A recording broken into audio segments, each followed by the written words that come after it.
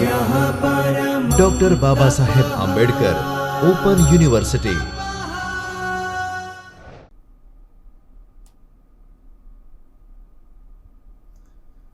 Hello my dear students, let's start the journey of C programming language. So let me give you brief about the C programming.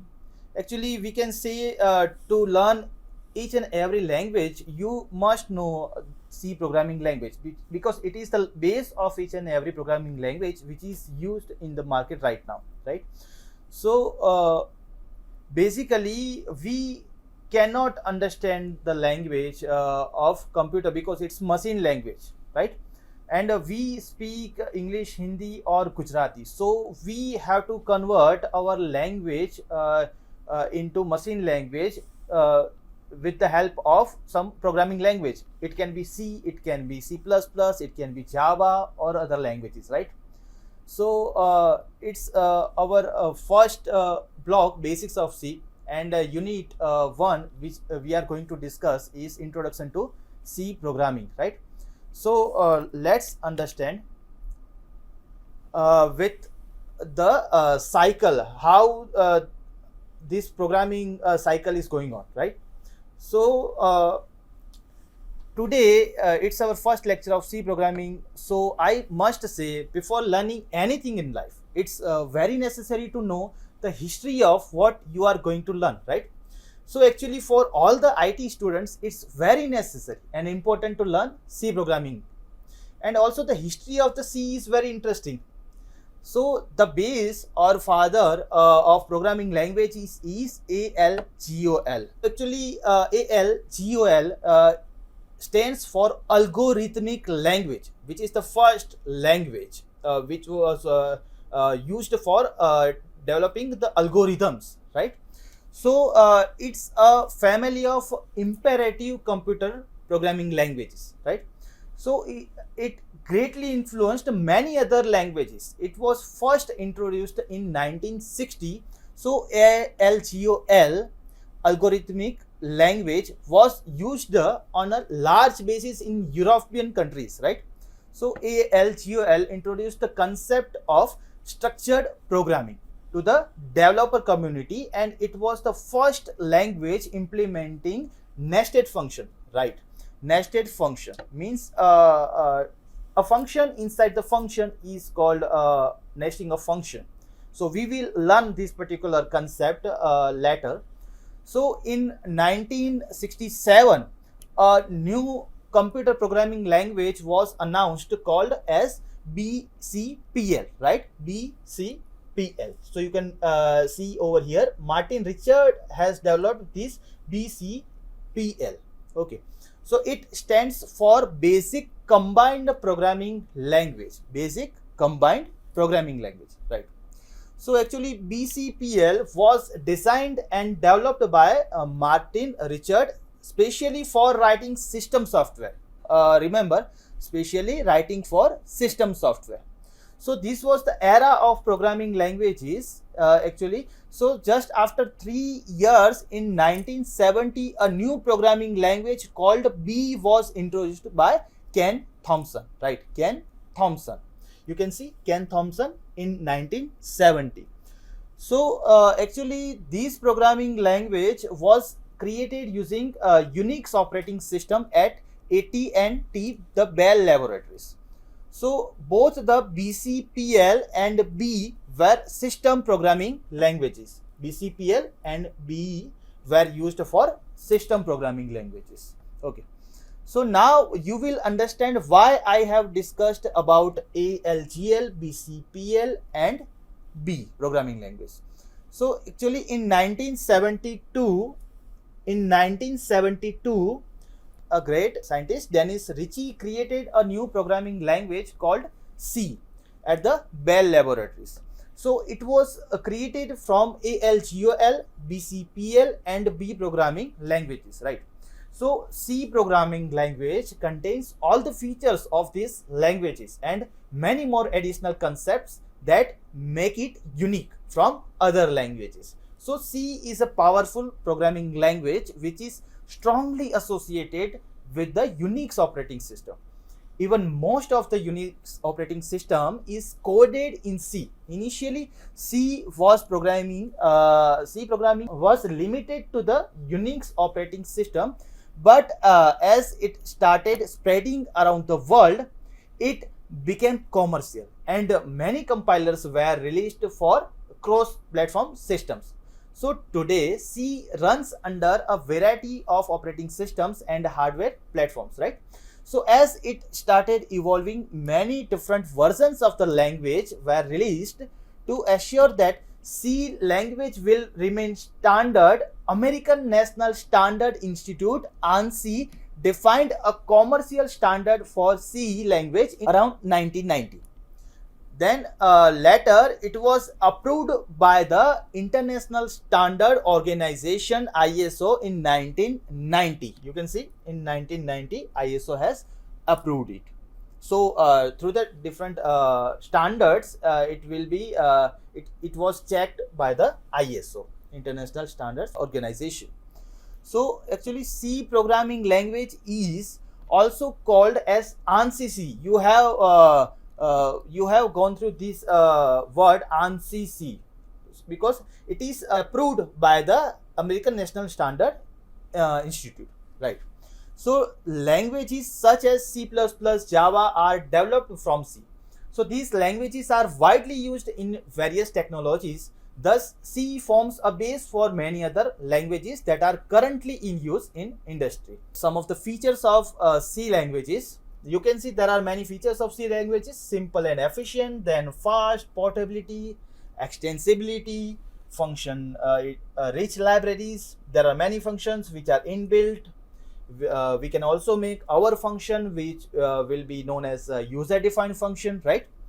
Then dynamic memory allocation. There are many functions like calloc, malloc, okay, by which we can make dynamic memory management, right? Then modularity. With a structured language, we can divide a program into different modules, so it will be very easy for us to manage the C code, right? Then mid-level programming language. Then pointers. Actually, pointer is related with the memory, okay. You can directly point to particular location of memory using pointer. Then recursion. Actually, recursion means when a function call itself is called recursion. Okay, so we will understand in brief about this all the features. So the core features of a programming language describe its ability and uniqueness and how beneficial it can be in developing a website or software. So let's discuss some of the significant features of C language. So first one is simple and efficient. So the basic syntax style of implementing C language is very simple and easy to learn. So this makes the language easily comprehensible and enables a programmer to redesign or create a new application, right? So actually C is used as an introductory language to introduce programming style in different variations. Actually, it will be easy for school students to understand C language. So each and every IT students going with the C programming language. Then we have another feature which is fast. So actually it's a well-known fact that statically typed programming languages are faster than dynamic ones. So C is a statically typed programming language which gives it an edge over other dynamic languages. Also, unlike Java and we can say Python, which are interpreter based, but C is a compiler based program. So this makes the compilation and execution of codes faster. Another factor that makes C fast is the availability of only the essential and required features. Newer programming languages come with the numerous features which increase functionality but reduce efficiency and speed. Since C offers limited but essential features, the headache of processing these features resulting in increased speed, right? Then another feature is portability. Okay, so the C language is portable, right? So to put it simply, C programs are machine independent, which means that you can run the fraction of code created in C on various machines with none or some machine specific changes. Hence, it provides the functionality of using single code, right? Using the single code on multiple systems depending on the its requirement. So now we will understand about extensibility. So you can easily extend a C program, right? Because you can add your particular requirement, you can your particular code after the implementation of the C code. You can expand the code, that totally depends on your requirement. So this means that if a code is already written, you can add new features to it with a few alterations also. Then basically it allows adding new features, functionalities and operations to an existing C program. Then C programming is having a rich library of functions, right? There are many built-in functions which are already defined for the developer in C language. There we can say mathematical function. You will have many inbuilt functions which you can directly call. It's not necessary to develop the functions because it is already in the library of C language.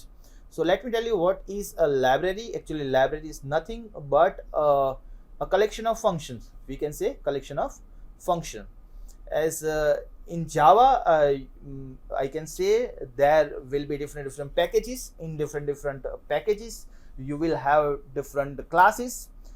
So in those object-oriented languages, through the object of the class, we can directly call the function which is written inside that particular class, right? So a class is nothing but a collection of variable and many functions, right? These are the topics which we will understand in C++, Java and other languages, right?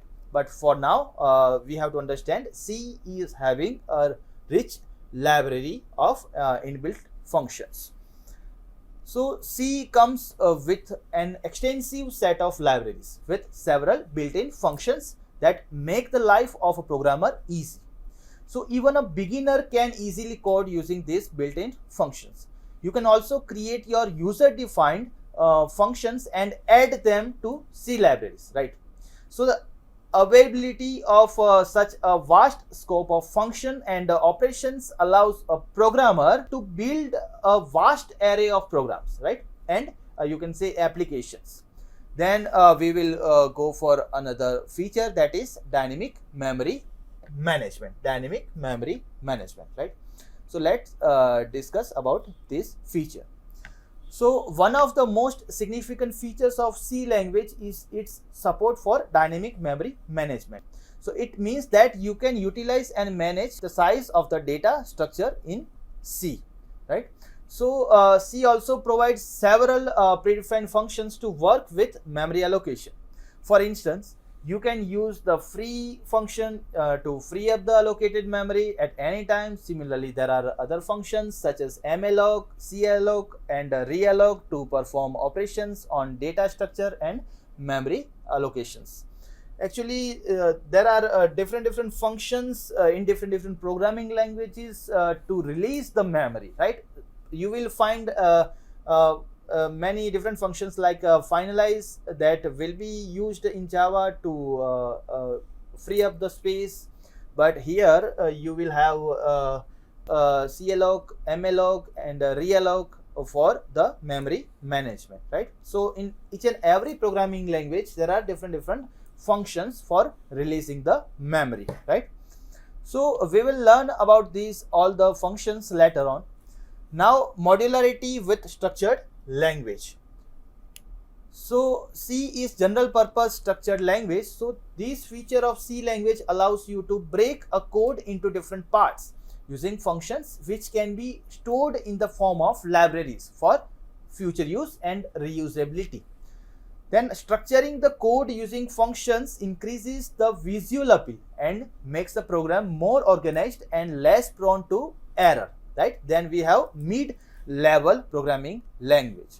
So although C was initially developed to do only low level programming, it now also supports the features and functionalities of high level programming, so making it a mid language.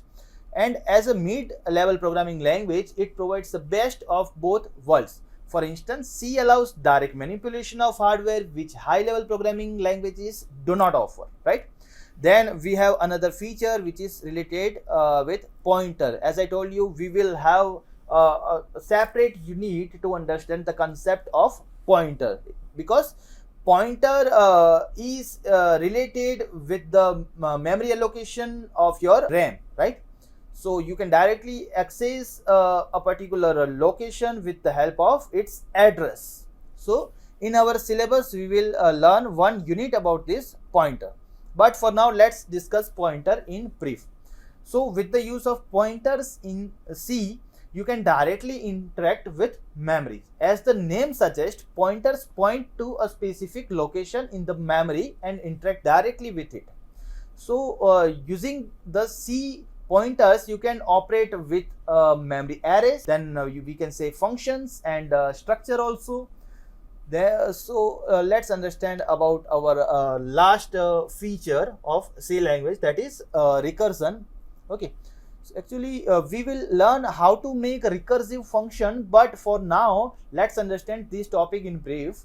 So C language provides the feature of recursion, right? So recursion means that you can create a function that call itself multiple times until a given condition is true, right?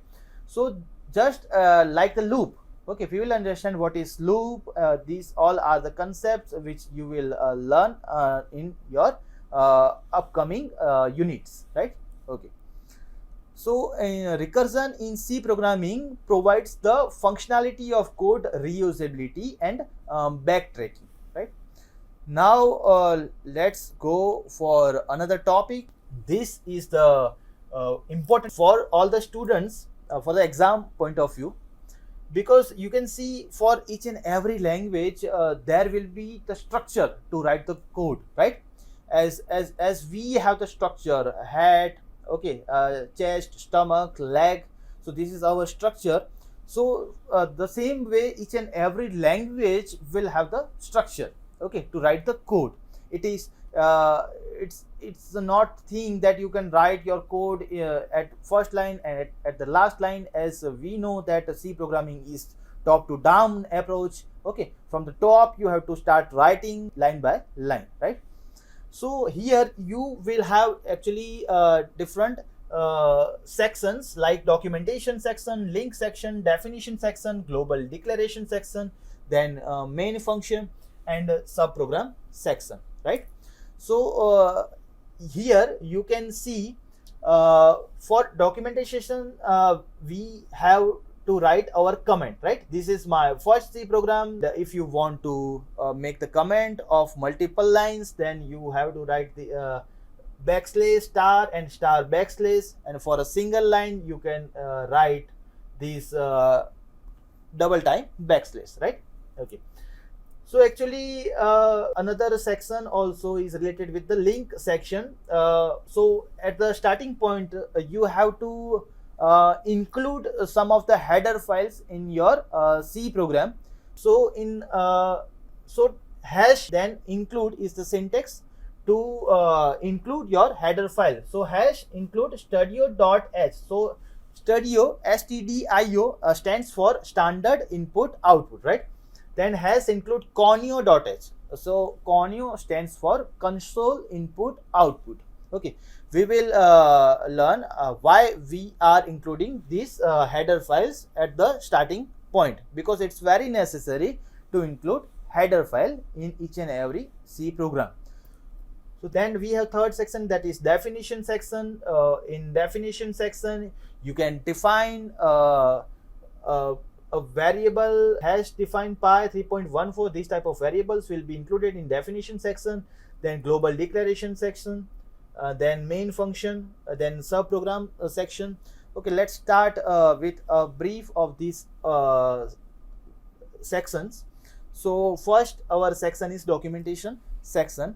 So actually it consists of the description of the program, then programmer's name and creation date. So these are the things which are generally written inside it. It totally depends on the developer what he or she wants to write in the comment section, right?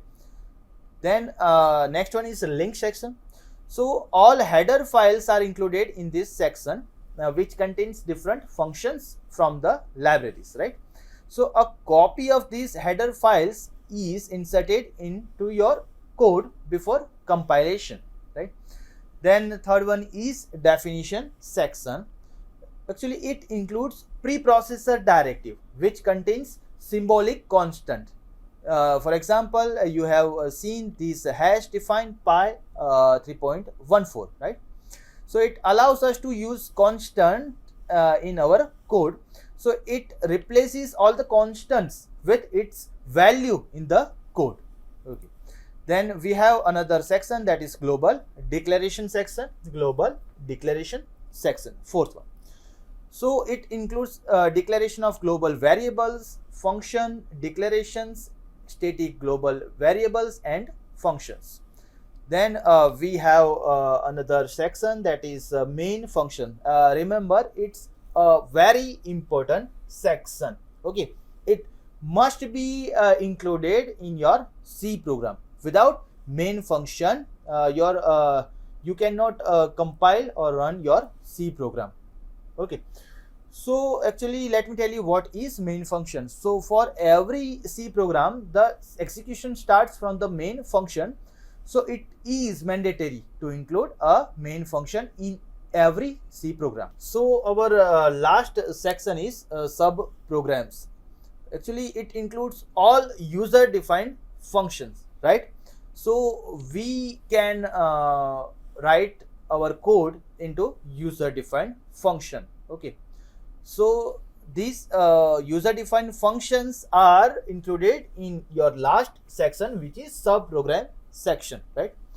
So they can contain the inbuilt functions and the function definitions, then declared in the global declaration section. So these are called in the main function. So to call these functions defined in this particular section, you have to call from your main section.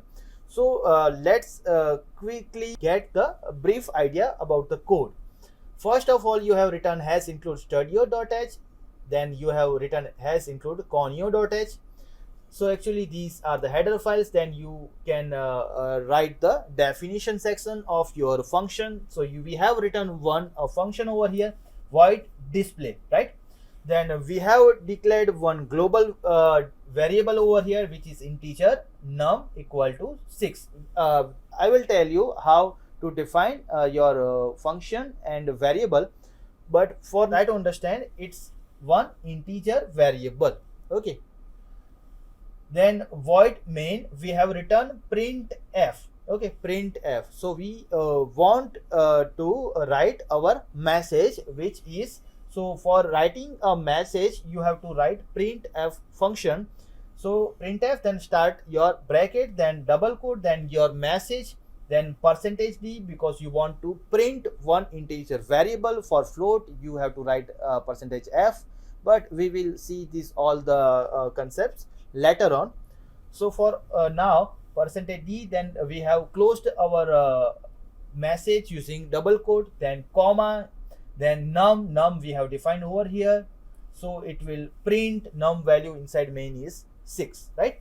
Then we have called one function display. So display actually return inside our last section. You can see void display printf num value inside display is %d and num, right? So it will call this display function. Okay, so we have defined one user defined function. Let's understand about our main function. The main is a part of every C program. C permits different forms of main statement. So following forms are allowed. You can see main is main, then integer main. When main will return some value in the form of integer, then you can write void main, Then you can also write main. Void means you are not going to take any value from the user. When the function will be called, it is not necessary to pass the value, right? Okay. Then void main, and the last is integer main. So these are the forms we can write our main function. So the empty pair of parentheses indicates that the function has no arguments. So these may be explicitly indicated by using the keyword void inside the parentheses. So we may also specify the keyword int or void before the word main. So the keyword void means that the function does not return any information to the operating system, and int means that the function returns an integer value to the operating system. So when int is specified, the last statement in the program must be return 0. So you can see when you are writing this second form of main, then you have to write return 0 after your code, right?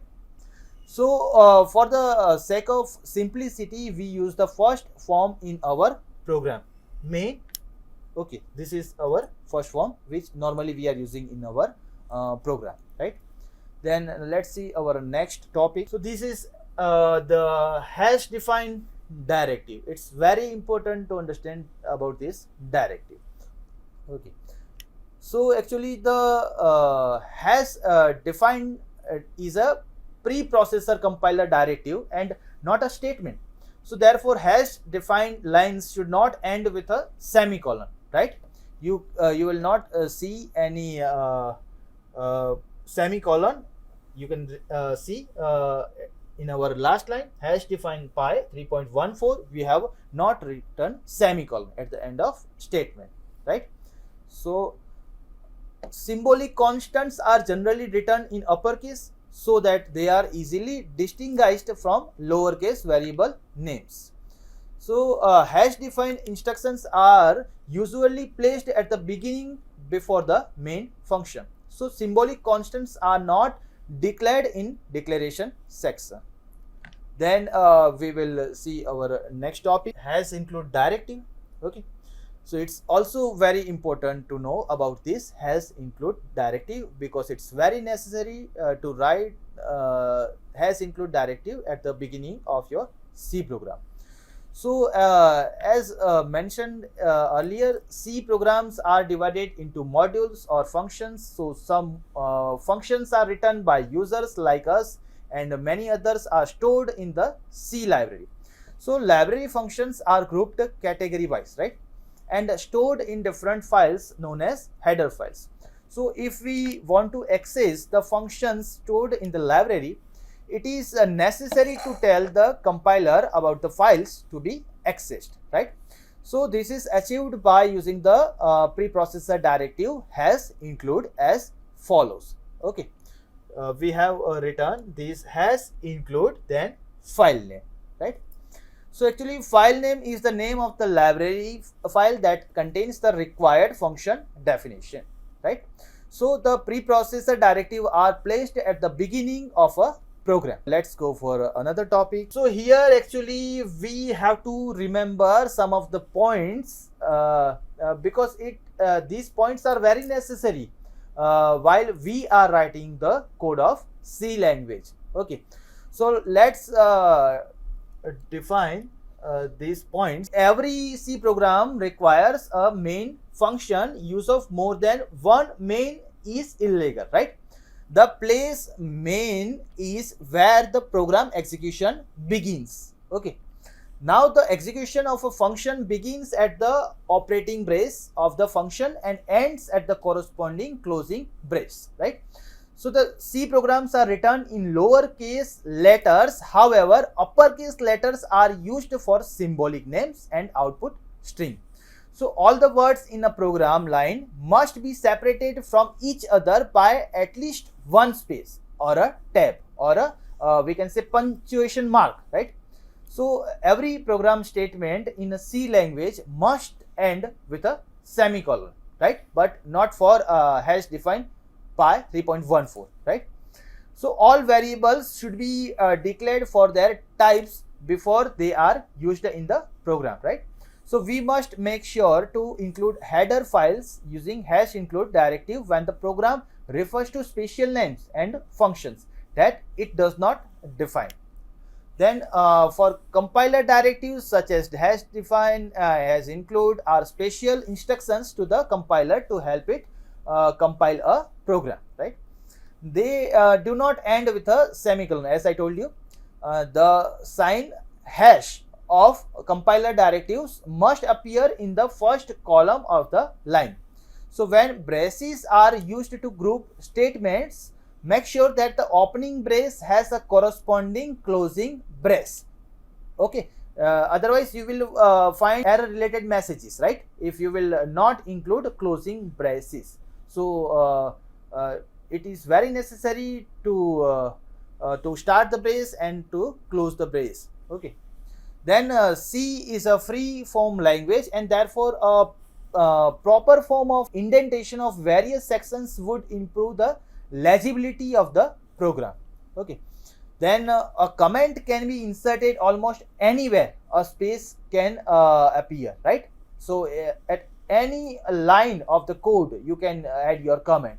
Okay, it's a good habit to write the comment, because if you have developed your code and after developing your code someone else is going to expand that particular code, then that particular logic that you have written will be easy for him to understand, right? So comment is very necessary to write at after the logic. So that totally depends on you, that whether you want to write one line comment or you want to write a comment with more than one line, right?